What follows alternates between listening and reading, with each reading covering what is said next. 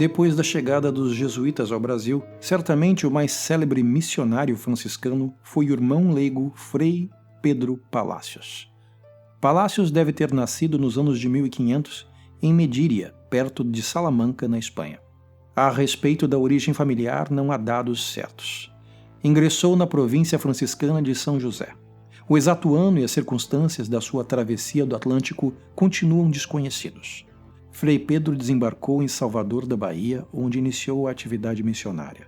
O padre José de Anchieta, grande admirador de Frei Pedro, disse sobre ele: na capitania do Espírito Santo, há 2 vilas de portugueses perto uma da outra, meia légua por mar. Em uma delas, que está na Barra e chama Vila Velha por ser a primeira que ali se fez, está, num monte muito alto, em um penedo grande, uma ermida de abóboda, que se chama Nossa Senhora da Penha, que se vê longe do mar e é grande refrigério e devoção dos navegantes, e quase todos vêm a ela em romaria, cumprindo as promessas que fazem nas tormentas, sentindo particular ajuda da Virgem Nossa Senhora.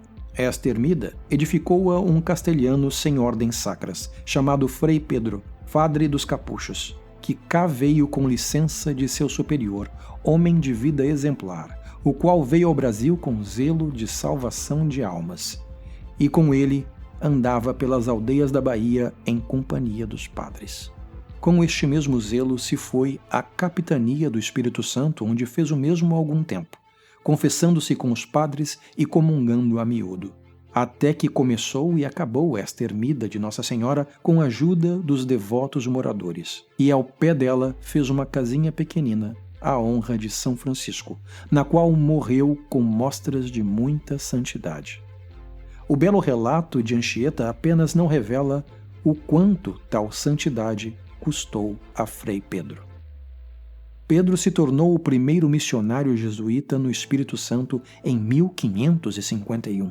Antes mesmo dos jesuítas iniciarem as missões, ele já havia começado o trabalho de catequese dos indígenas da região.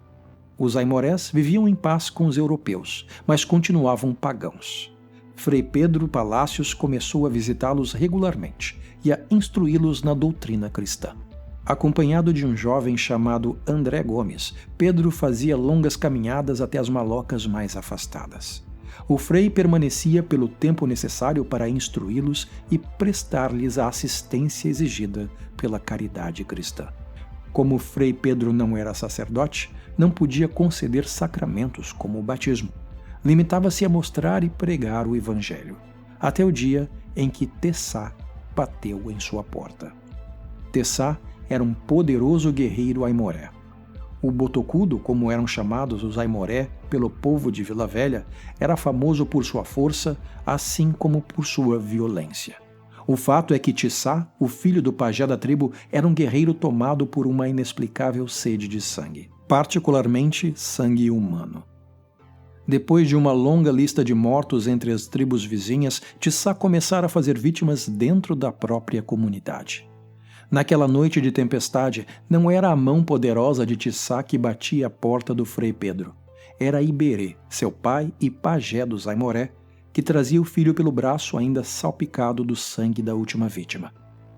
Quando o frei abriu a porta e encarou os 2 índios encharcados de chuva, lágrimas e sangue, percebeu que talvez Deus tivesse colocado um desafio grande demais em seu caminho. Acolhidos da noite chuvosa, começaram as explicações. Iberê trazia lágrimas nos vincos do rosto marcado pela idade. O filho estava tomado por espíritos malignos. O pajé tentara de tudo, sem sucesso. O que quer que estivesse assombrando o jovem parecia ser imune aos feitiços da tradição aimoré. Restou apenas tentar o Deus do homem branco, especialmente depois de encontrar o filho devorando o braço mutilado de uma criança da própria tribo. As tradições exigiam que Tissá fosse sacrificado, mas Iberê sentia que não seria capaz de executar o próprio filho. Comovido com a história, o frei olhou no fundo dos olhos do gigante canibal e viu algo que lembrava remorso. Talvez por compaixão, talvez tentado pela oportunidade de influenciar a catequização dos aimoré, Frei Pedro cometeu o pecado que marcaria seu destino. Perdoou Tissá em nome de Jesus. Apesar de apenas padres ordenados poderem conceder o perdão através do sacramento da confissão, de acordo com as regras da Igreja Católica. Tissá abraçou o Frei, soluçando. Afirmou sentir que um peso enorme se erguera do seu peito. Acalentado pelo pai, o índio partiu aparentando ser uma nova pessoa, renascido em Cristo. Naquela noite, Pedro voltou para a cama com a convicção de ter salvado uma vida, mas nunca mais conseguiu dormir em paz. Durante a madrugada, Pedro sonhou com imagens aterradoras, monstros, demônios, almas torturadas, rituais de sangue. Sonhos regados em morte. Pesadelos impossíveis, dos quais o Frei parecia incapaz de acordar. Pela manhã, o exausto Frei tentou esfregar os olhos e sentiu os dedos úmidos. Pensou ser suor, mas o cheiro metálico gelou-lhe a alma.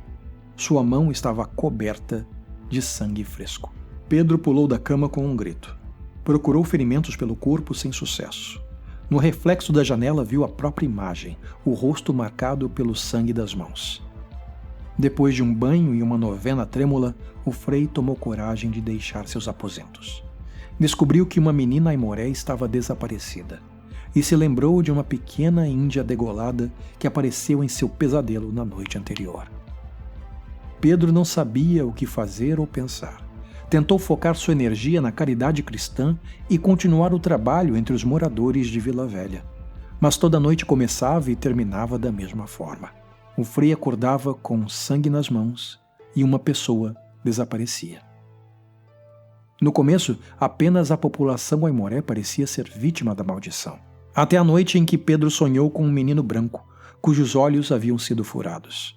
No dia seguinte, o corpo do filho de um soldado português apareceu boiando no riacho vizinho, seus olhos vazados. A mão do Frei suja de sangue. Pedro passou a dormir com a porta trancada por fora. Um colega da igreja se certificava em trancar o amigo, ainda que não entendesse a razão do estranho pedido. A primeira noite encarcerado ocorreu sem pesadelos, mas com o passar dos dias, o Frei passou a ter lapsos de memória, como se sonhasse acordado. Quando voltava a si, os dedos gotejavam sangue. Uma senhora havia sido degolada em plena igreja. O terror em torno do misterioso assassino fez com que Vila Velha se tornasse um local soturno. Ninguém mais saía de casa sozinho, seja de dia, seja de noite. E Pedro começou a adotar a mesma medida, menos por autoproteção, mas para proteger o rebanho. Com o tempo, tornou-se um eremita e instalou-se numa pequena caverna ao pé do morro, longe da vila. Ao lado, construiu um nicho para o painel de Nossa Senhora. O povo, no entanto, viu a atitude como um sinal de humildade e abnegação, e passou a se reunir todos os dias para rezar o rosário e ouvir o Frei pregar. Quanto mais os fiéis o procuravam, mais ele se recolhia. Mais muros construía para isolar seus demônios e proteger os inocentes da maldição com paredes santas. Alguns creem que Pedro percebeu que tais pesadelos só cessavam quando ele se encontrava em solo consagrado. Talvez por essa razão o Frei tenha se tornado obcecado por colocar o maior número de paredes de pedra devidamente abençoadas entre ele e o mundo exterior. Em 1558, o desesperado Frei concluiu o convento da Penha e nunca mais saiu de lá. Um monumento à fé e também uma prisão para um espírito atormentado. Pedro Palácios morreu em 1570, muitos anos depois da última vez que suas mãos acordaram tintas de sangue. Dizem que sua alma atormentada ainda pode ser vista e ouvida caminhando pelos corredores do convento, à procura de uma porta ou janela aberta, em busca de qualquer fresta por onde possam escapar seus demônios sedentos de sangue.